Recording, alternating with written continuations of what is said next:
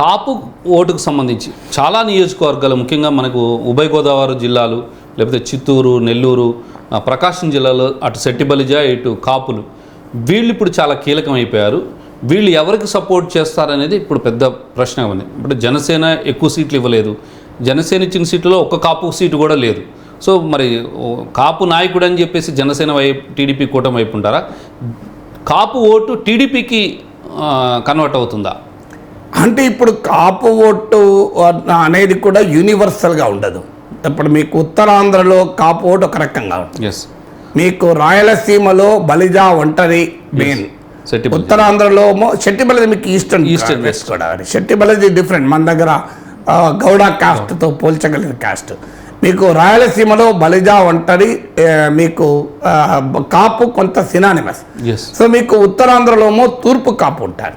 So మీకు south coastal ఆంధ్రలో కాపు, రాయలసీమలో బలిజా ఒంటరి కాస్ట్. సో ఇవన్నీ కూడా యూనిఫామ్ ఓటింగ్ ప్యాటర్న్ ఉండాలని లేదు. సో బట్ ముఖ్యమైనది ఎక్కడ వస్తుందంటే south coastal Andhra, central coastal Andhra, అంటే ఈస్ట్, వెస్ట్, కృష్ణా, గుంటూరు ఉమ్మడి జిల్లాలు, వీటికి ఆనుకొని ఉన్న ఇతర జిల్లాలు. ఇప్పుడు విశాఖపట్నంలో జిల్లాలో ఈ గోదావరి జిల్లాలకు ఆనుకొని ఉన్న ప్రాంతాలు. సో ఇక్కడ చాలా సిగ్నిఫికెంట్ నెంబర్ ఆఫ్ కాన్స్టిట్యున్సీస్ కూడా ఉన్నాయి ఇక్కడ. సో ఈ నియోజకవర్గాల్లో కాపులు సిగ్నిఫికెంట్గా న్యూమరికల్గా కూడా స్ట్రాంగ్ ఉంటారు, మోర్ పొలిటికలీ కాన్షియస్గా కూడా ఉంటారు. అందువల్ల కాపు ఓట్లో ఈ రీజనల్ వేరియేషన్ ఉండే అవకాశం ఉంది. ఇక్కడ చాలా చోట్ల వైసీపీ కూడా కాపు అభ్యర్థిని పెడతారు. ఇప్పుడు పవన్ కళ్యాణ్ పైన భీమవరంలో కాపు అభ్యర్థిని పెట్టారు కదా. సో అందువల్ల కాపులు న్యూమరికల్గా ఎక్కువ ఉన్న చోట వైసీపీ కూడా కాపులే పెడుతుంది, వేరే వాళ్ళకి పెట్టారు కదా.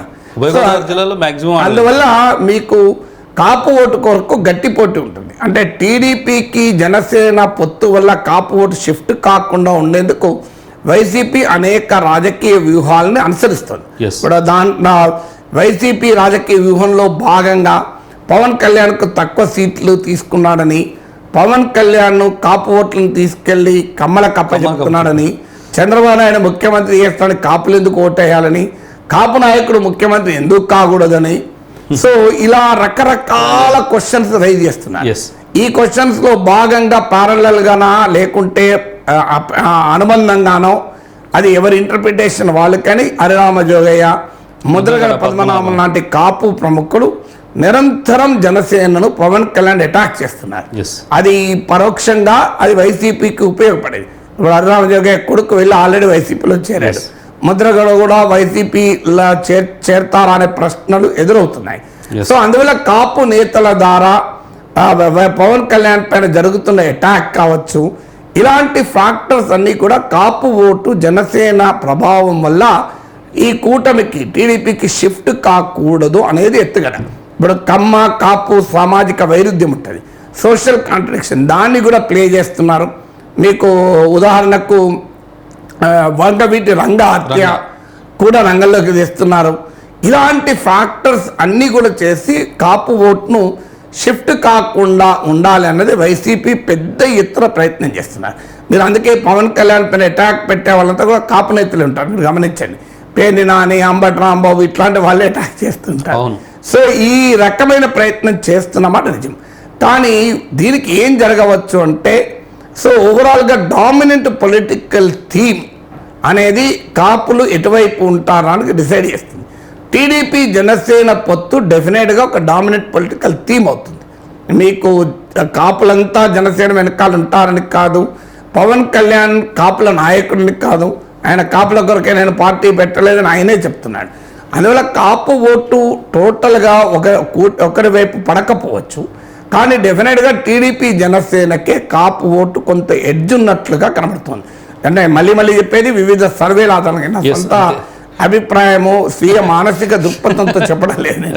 సో మన పర్సనల్ ఒపీనియన్ కాదు, క్షేత్రస్థాయిలో వస్తున్న సర్వేల ఆధారంగా జనసేన పొత్తు తర్వాత వస్తున్నటువంటి ఒపీనియన్ వాళ్ళ మీద అటాక్ చేస్తున్నటువంటి సరళి అంటే ఏది చూసినా డెఫినెట్గా మెజారిటీ కాపు ఓటు టీడీపీ జనసేన వెనకాల ర్యాలీ అయ్యే అవకాశం ఉంటుంది, విత్ సమ్ ఎక్సెప్షన్స్. కొంత ఎక్సెప్షన్స్ ఉండవచ్చు, లేదని అంటలేను. పిఠాపురంలో పవన్ కళ్యాణ్ పోటీ చేస్తున్నాడు కానీ వంగ గీతను పిలిపించి మాట్లాడుతున్నారు. ఎట్లా ఆటోమేటిక్ ఇప్పుడు భీమవరంలో వాస్తవంగా పవన్ కళ్యాణ్ పోటీ చేస్తారని అనుకున్నారు. సో అక్కడ వాళ్ళ ప్రధానంగా కాన్సన్ట్రేట్ చేసి మిథున్ రెడ్డికి ఈ బాధ్యత చెప్పారు. నువ్వు పవన్ కళ్యాణ్ వెనకాల పడి ఎక్కడ పోటీ చేస్తే అక్కడ. ఇప్పుడు పిఠాపురంలో పోటీ చేస్తే వంగ గీత గారా, లేకుంటే అసలు ముద్రగడ కుటుంబం నుంచి వాళ్ళు తీసుకొస్తారా, ఇలాంటి ఫ్యాక్టర్స్ కూడా ముందుకొస్తున్నాయి. సో అందువల్ల బాగా కాన్సన్ట్రేట్ చేసి కాపు ఓటు పోకుండా చూడటానికి వైఎస్ఆర్ కాంగ్రెస్ పార్టీ కూడా కాపు నేస్తం లాంటి సంక్షేమ పథకాలు కూడా ఉన్నాయి. సో దాన్ని ప్రధానంగా కేంద్రీకరిస్తున్న మాట నిజం. ఎందుకంటే కాపు ఓటు ఏమవుతుందంటే మీకు కాపు ఓటు కూడా జనసేన బలం కూడా పొలిటికల్ జాగ్రఫీ కీలకం. డిస్పర్స్ అయి ఉంటే దాని ఇంపాక్ట్ ఉంది. ఇప్పుడు మీకు కర్ణాటక ఉదాహరణ, కర్ణాటకలో మీకు ఒక్కలిగాలు ఓల్డ్ మైసూర్ ప్రాంతంలో కేంద్రీకృతమై ఉన్నారు. అంటే Bengaluru reason with old Mysore. So Bengaluru city founder కూడా కెంపగౌడ. సో దాని అక్కడ ఎయిర్పోర్ట్ కూడా కెంపగౌడ ఇంటర్నేషనల్ ఎయిర్పోర్ట్ అని ఉంటుంది. సో అందువల్ల బెంగళూరు రీజన్ నుంచి ఓల్డ్ మైసూర్ ప్రాంతం వరకు ఒక్కలిగాలు కాన్సన్ట్రేట్ అయి ఉన్నారు. అందువల్ల JDS Vokkaliga community based party కనుక వారికి ఎంత వరస్ట్ కేస్ సినారియోలో కూడా కొంత ఓటింగ్ కొన్ని సీట్లు వస్తున్నాయి. అందువల్ల అది కన్సాలిడేటెడ్ ఓటింగ్ వస్తుంది. ఇక్కడ కూడా కాపులు జనసేన అభిమానులు కూడా కొన్ని ప్రాంతాల్లో బాగా కన్సాలిడేట్ అయి ఉన్నారు. ఈస్ట్ వెస్ట్ కృష్ణా గుంటూరు ఈ కాన్స్టిట్యున్సీ తీసుకోండి. ఇప్పుడు మీకు ఒక dominant caste, numerically strongest caste కాపునే. సో అక్కడ కాపులు కెన్ ప్లే డిసిసివ్ రోల్. అంటే కాపు ఓటింగ్ అక్కడ ఫలితాలని ప్రభావితం చేసేటువంటి పరిస్థితి ఉంటుంది. అందువల్ల రియల్ బ్యాటిల్ ఫీల్డ్ ఇవాళ ఎక్కడ ఉందంటే కాపు క్షేత్రంలో ఉంది. సో ఆంధ్రప్రదేశ్ రాజకీయ పరిణామాలని కాపులు ఇవాళ శాసించేటువంటి దశకు వచ్చారు. శాసించే దశలో కాపులకు బెనిఫిట్ వస్తుంది అనేది మళ్ళీ అనుమానమే. అంటే ఈస్ట్ వెస్ట్ లో అయితే కొన్ని సీట్లు కాపులకే పరిమితం, వేరే వాళ్ళు డామినెంట్ వాళ్ళు ఎటువైపు ఉంటే అటువైపు ఫలితం వచ్చే అవకాశం ఉంటుంది. అయితే వీళ్ళు ఎంత ప్రయత్నం చేసినా వైసీపీ కాపు కమ్మల మధ్య అగాధాన్ని సృష్టించే ప్రయత్నం గణనీయంగా చేస్తున్నారు. కానీ అది పెద్ద ప్రభావం చూపుతున్నట్టు కనిపించడం లేదు. క్షేత్రస్థాయిలో డామినెంట్ థీమ్ టీడీపీ జనసేన కలయిక వైసీపీని ఓడించాలనేటువంటి వారి నరేటివ్నే ఎక్కువ ప్రభావం చూపుతుంది. అయితే మీకు ఎక్కడ సమస్య వస్తుంది అంటే బలమైన కమ్మ నాయకుడు, బలమైన కాపు నాయకుడు కాన్షియన్స్లు ఉన్నారనుకోండి, అక్కడ అభ్యర్థి లేదా పార్టీ పోటీ చేసినప్పుడు ఇంకొకరికి వారు ఎలా రియాక్ట్ అవుతారన్నది కీలకం. అందువల్ల ఇప్పుడు ఉదాహరణకు టీడీపీకి కేటాయించిన సీట్లలో కమ్మల్ డామినేటింగ్గా గనక వ్యవహరిస్తే కాపు ఓటు దూరం అవుతుంది. కాపులకు కేటాయించిన సీట్లలో కాపులు డామినేటింగ్గా వ్యవహరించారనుకోండి, జనసేన కమ్మ ఓటు దూరం అవుతుంది. అందువల్ల రేపు ఈ సోషల్ కమ్యూనిటీస్ ఎలా అసర్ట్ చేసుకుంటాయి. మీరు 2014లో జగన్మోహన్ రెడ్డి గెలుస్తున్న వాతావరణం వచ్చిన సందర్భంలో ఎస్సీలు మాలలు ముఖ్యంగా గ్రామాల్లో భారీగా అసర్ట్ చేసుకున్నారు. మోటార్ సైకిళ్లకు సైలెన్సర్లు పీకేసి మా విజయ యాత్రలు జరిపారు. దాని ఇంపాక్ట్ ఇతర కమ్యూనిటీస్ మీద చాలా వ్యతిరేకంగా పడింది. అంటే యాంటీ మాల యాంటీ ఎస్సీ కన్సాలిడేషన్ వచ్చింది. మీకు 2019లో కూడా యాంటీ కమ్మ కన్సాలిడేషన్ వచ్చింది. మీకు జగన్మోహన్ రెడ్డి సక్సెస్ఫుల్గా దాన్ని ప్లే చేశారు.